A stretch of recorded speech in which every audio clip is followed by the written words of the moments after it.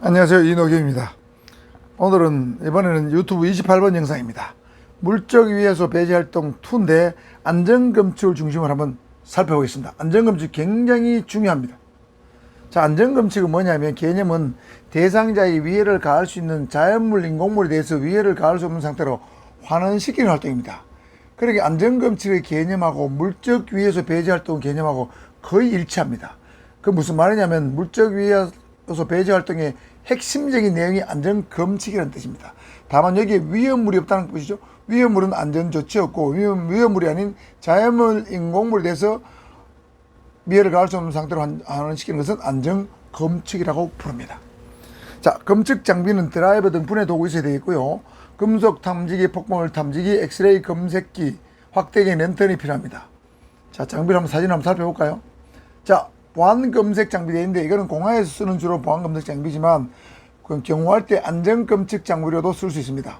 자, 엑스레이 검색대 검색기 있습니다. 자, 그 다음에 이거 문형 금속 탐지기죠. 문형 금속 탐지기입니다. 그 다음에 휴대용 폭발물 탐지기. 그 다음에 휴대용 금속 탐지기 또는 휴대용 액체 인화물질 탐지기. 요거는 휴대용 액체 인화물질 탐지기입니다. 주로 공항에 쓰지만 경호행사도 쓸 수 있는 겁니다. 조금 더 세부적으로 살펴볼까요? 자, 이게 바로 문형 금속 탐지기죠. 사람이 이렇게 통과해 나가게 되면 금속 물질이 있으면은 이게 삐 소리가 납니다. 그래서 금속 물질을 확인할 수 있는 것이고, 요 사람들이 뭔가 검사하고 있죠. 짐을 검사하고 있는데 짐을 열어보고 있죠.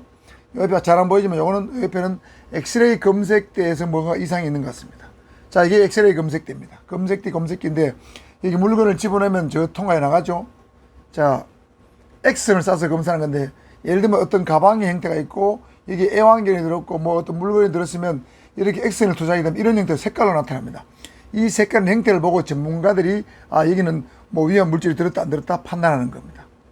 자, 이게 엑스레이 검색 결과고, 자, 요거는 폭발물 탐지기인데 국회 앞에서 경찰관들이 둥근 어떤 원형막대에다가 둥근 뭘 달고 이렇게 검사를 다 바닥을 훑고 다닙니다. 그러면 땅 지하에 폭발물이 있다면 삐 소리가 납니다. 이 폭발물 탐지기입니다.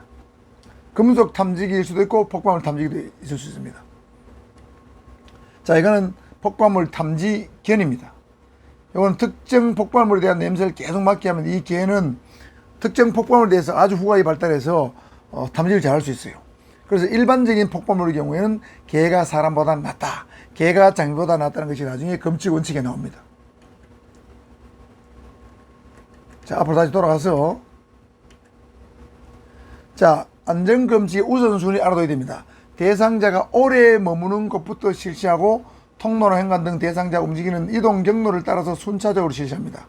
오래 머무는 것이 회의실이면 회의실, 오찬장, 휴게실 이런 데 아무래도 오래 머물겠죠. 오래 머무는 것에 먼저 하는 이유는 오래 머물면 그만큼 위험에 노출되는 정도가 길다는 뜻입니다. 그래서 거기를 안전검칙을 먼저 한다는 뜻이고, 자, 중요한 건 검측 원칙입니다. 시중 교재에 들어가 보면 이 검측 원칙이 뭐 10가지 적어놓은 책도 있고 15가지 적어놓은 책도 있고 뭐 많은데 전부 다양한데 제가 총 정리를 해보니까 22가지 정도로 요약할 수 있어요. 다음 중 안전검측의 원칙으로 부합하지 않는 것은 이런 유형의 시험 문제 매년 나왔습니다. 한번 살펴보겠습니다. 상세히. 점과선에서 확산 실시하되 다른 놈보다 우선 실시하며 예외 없이 실시하되 선선발 개념으로 실시하고 이런 장비를 최대한 지원받아 활용한다.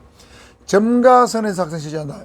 예를 들어 안전검측을 할 때는 어떤 방 실내 같으면 방의 가운데에 가서 가운데 일정 점에서 가청음을 듣는다. 귀로 가청음을 듣는다. 폭발물 같은 소리를 듣기 위해서. 그 다음에 그 이상이 없으면 방의 어떤 지점에 와서 오른쪽에 왼쪽으로 이렇게 방 바깥에서 안쪽으로 빙빙빙 돌면서 검증을 한다고 되어 있죠. 그래서 점과 선에서 실시하는 겁니다. 다른 놈보다 가장 우선적으로 실시합니다. 그만큼 중요하다는 뜻입니다. 예외 없이 건물 바깥 안을 구분 없이 예외 없이 실시해야 됩니다. 어느 곳에서 예외를 두면 안 된다. 천장 안에도 예외를 두면 안 됩니다. 선선발 개념이란 말은 안전검증은 선발대가 와서 CP를 먼저 설치하게 되죠. CP 설치한 다음에 바로 한 것이 안전검증입니다.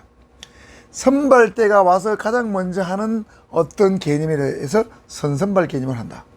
이런 장비를 최대한 지원받아야 됩니다. 비노출을 위해서 최대한 지원받지 않고 최소한 지원받아 틀린 겁니다.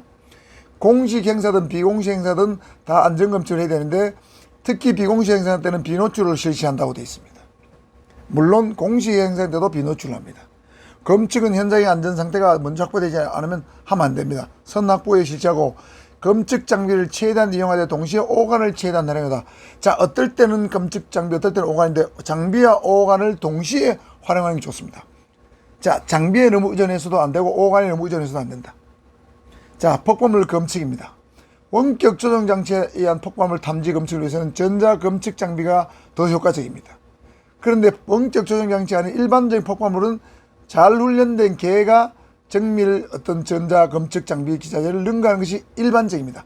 자, 원격 자정 장치는 원전 전자 장치, 일반 폭발물은 폭탐 탐지견이 낫습니다. 그 다음에 폭발물 검측할 때는 최소 반경 100m 주위를 통제하고 출입문과 창문을 열어둬야 된다. 폭발 효과를 감소시키기 위해서. 그 다음에 적의 입장에서 폭발물 설치가 가능한 곳을 중점 실시한다. 내 입장이 아니죠. 역지사지 입장에서라. 검측은 위장을 해서 타일이 눈치채지 못하도록 해라.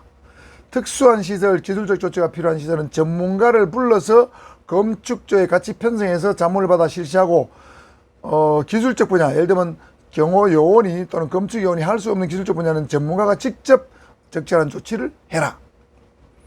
8번 검측 인원별로 책임구역을 명확하게 구분해서 반복 실시하되 검측구역은 중첩해라. 자, 이거 시험 나온 데 있습니다.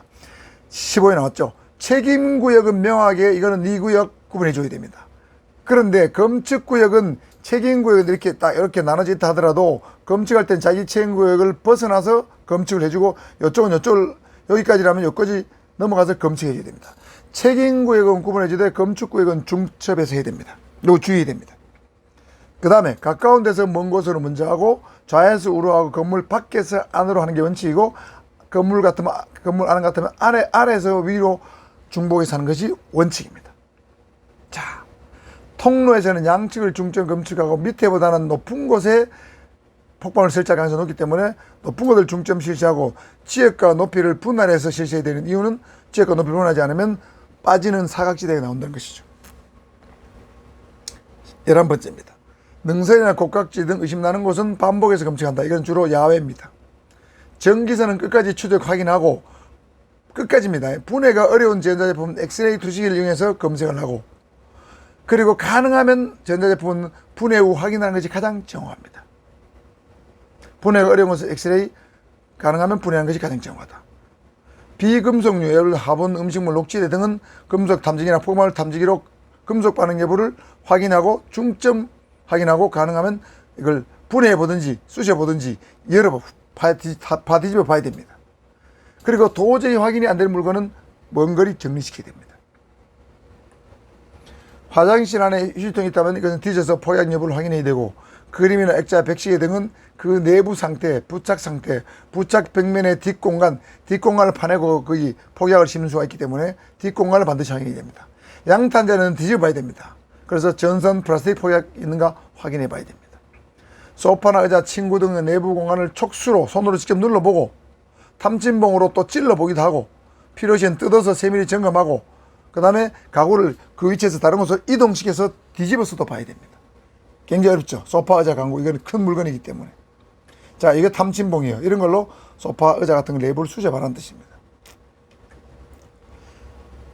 그 다음에 1차, 2차 점검한 후에 경호병력이 배치 완료된 행사 직전에 한 번 마지막 검측을 또 해봐야 됩니다. 그 다음에 테러 보면 보통 사람들은 위를 잘 안 보는 습성이 있습니다. 더러운 것을 안 봅니다. 공기가 탁한 곳을 싫어하는 습성이 있습니다. 이러한 습성을 이용한다는 것을 명심하고 이러한 곳에 오히려 중점적으로 검측을 해야 된다는 뜻입니다. 이런 것이 사각지대가 되기 쉽다는 것이죠. 그 다음에 이동하기 쉬운 소화기는 가급적 주통로상에서는 배치를 하지 말고 그 다음에 굳이 배치할 경우는 분해 후에 내부 검측을 한 다음에 배치해야 됩니다. 공조기 내부를 철저히 점검해서 침투 여부 또는 화학탄 설치 여부, 공기 유입구 안전 여부를 확인해 봐야 됩니다. 여러분 공조기는 이런 것들이죠. 냉난방 배관 같은 게 주로 설치되어 있고 건물 천장 옥상 같은데 건물 천장 안에 들어앉아 있습니다. 여기에 어떤 폭약물이나 화학물질을 설치할 수도 있죠. 반드시 확인해야 됩니다. 자, 이렇게 하면 여러분 22가지의 안전검측 원칙을 살펴봤습니다. 잘 암기해둬야 됩니다. 그 다음에 건물의 일반적 검측이 어려운 채건의 개보수 현황, 건물이 자주 바뀌죠. 공사해가지고. 설계도와 실제 현황의 차이 분석, 승강이나 실내 각종 시설물 부착물을 검사하는 것도 염두에 둬야 됩니다. 마지막 주의사항입니다. 자, OX 문제 이런 게 맞나 틀리나 보겠습니다. 숙련된 검측 전문가의 관능 검사가 가장 정확하다, 이거 X입니다. 자, 검측 전문가라도 어떤 거는 장비가 더 우월할 수도 있죠. 관능 검사는 오감으로 보는 거예요. 시각, 청각, 후각 이런 걸로. 이 검측 대상의 파악은 검측 장비를 사용하는 것이 정확하다. 자, 검측 장비를 사용하는 것이 정확하다. 맞습니까? 틀립니까? 자, 이거는 맞죠? 검측 대상을 파악할 때는 검측 장비를 사용하는 것이 가장 정확합니다. 눈으로는 잘 안 보인다는 얘기죠. 알 수 없다는 얘기죠. 3. 오간을 최대한 활용해서 검측하되 장비에 대한 신뢰감을 가지고 의존해야 된다. 자, 앞부분을 맞는데 뒷부분을 틀렸습니다. 장비에 대한 신뢰감을 가지고 의존해야 된다. 이 말을 틀렸습니다. 여러분, 금속 탐지기의 오차율, 오류율이 5% 정도 된다고 합니다. 금속 탐지기에 걸리지 않는 것도 많다는 거죠. 그래서 기계에 너무 의존하면 안 됩니다. 한번 점검한 적은 오간을 이용하지 않고 장비에 의존하여 재점한다. 이거 틀렸죠? 이건 뒷부분은 맞는데 앞부분은 틀렸어요.